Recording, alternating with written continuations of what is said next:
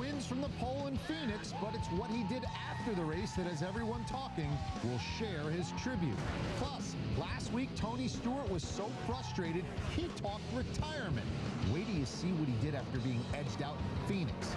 And with Phoenix behind us, Talladega up next. We'll explain why a big crash is inevitable. It's NASCAR Now. Here we come.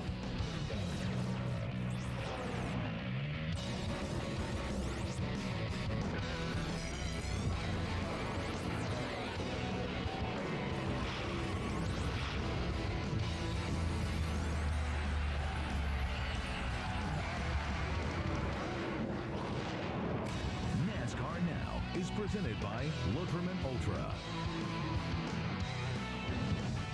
And with that, we welcome you into NASCAR Now. I'm your host, Eric Casillas. We'll have you covered for the next 60 minutes.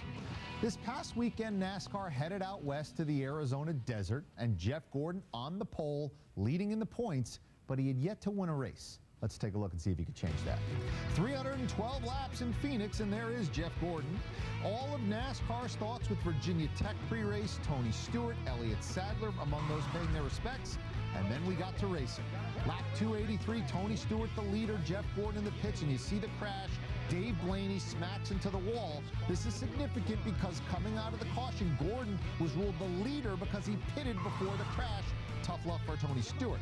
Lap 298, 14 laps left. Stewart then squeezes between Gordon and Martin Truex Jr., gives Gordon a little tap, passes him to take the lead. Great move by Stewart. Fans of the 20 car thinking this could be the night that ends our frustration. We're ready to go.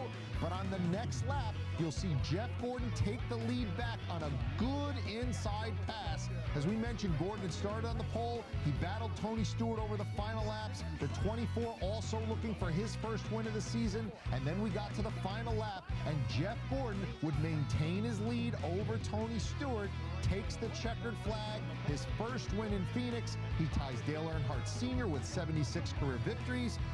And then you'll see in a minute, you'll see right now as he's taking that lap with the 3, here comes Junior to congratulate him. And after the race, Gordon spoke of his gesture.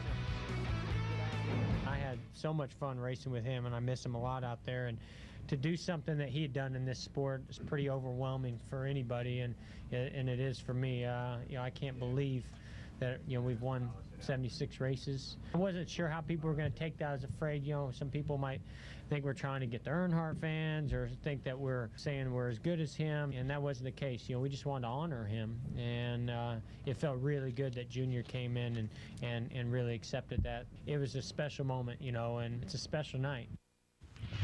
So Jeff Gordon gets to 76 career wins and does so in 190 fewer starts than Dale Earnhardt Sr. And at age 35, Jeff Gordon also 14 years younger than Earnhardt was when the Intimidator got his 76th win at Talladega back in 2000. Ironically, that's where Jeff Gordon's going to make his next start. We're now joined by NASCAR Now analyst Stacy Compton. Stacy, we mentioned Jeff Gordon, 76 career wins now, and does it outdueling Tony Stewart. Where's Jeff Gordon rank all time? I'll tell you what, you have to give this team and Jeff Gordon credit. Modern era, very, very impressive. I don't know where you rank. It's hard to rank because you got people out there like Tony Stewart. And I think right now he's probably as good as there is. Modern era, I would say he's no doubt top 3 right now. And after the race, he paid homage to Dale Sr. by holding the 3 flag out the window on the victory lap.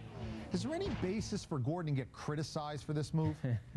Well, I mean, you've got your Earnhardt fans, but keep in mind, people, Earnhardt fans, senior fans, basically are now junior fans. Well, think about who the first person in that race car was. That was Dale Jr.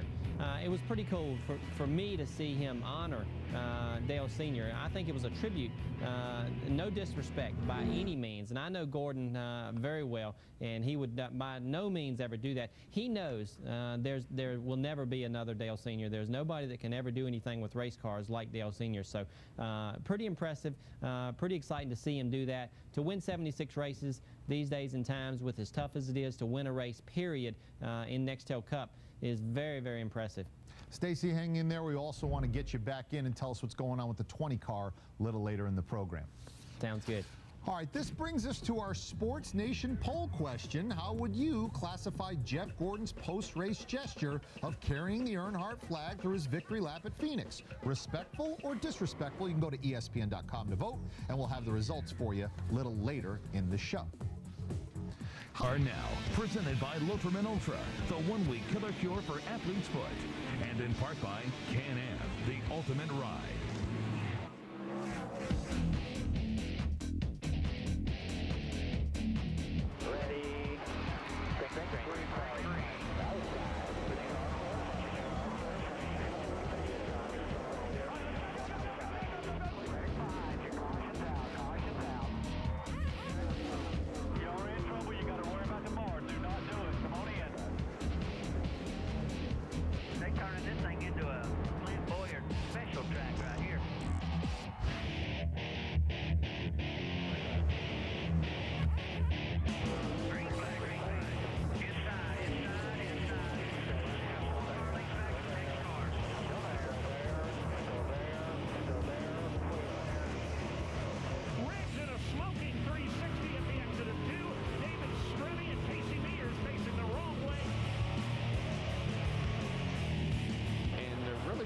Enough room, Warren.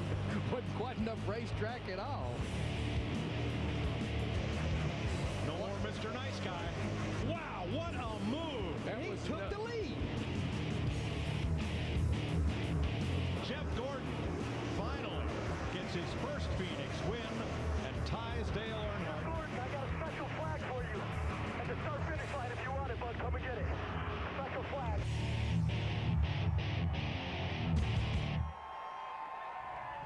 After the race in Phoenix, Tony Stewart bolted without talking to the media. Shannon Spake, NASCAR Now reporter, had a chance to catch up with the Gibbs camp earlier. She joins us. Shannon, what did they have to say about Tony Stewart leaving early? Well, Eric, Tony Stewart was not available for comment today, but I did speak with team owner J.D. Gibbs, who told me he feels the reason that Tony left was because he's frustrated. Frustrated because he knows he has the car that's capable to win, but has not been able to break through, and is still searching for his first win of the 2007 season. He just wants to win, you know, so I think he realized our car was pretty good in practice. In the race, it got really good on long runs. So to get that far and then have the caution come out at the end and then not be able to capitalize, it's just frustrating.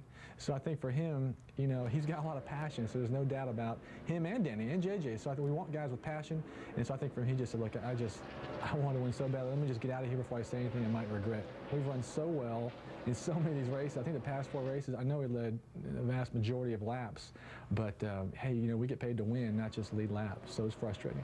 This sport, there's a lot of momentum involved in it. You get on a roll, just like any sport, I think it'll hit. We got on one last year, I think we get on one this year, and we'll be fine.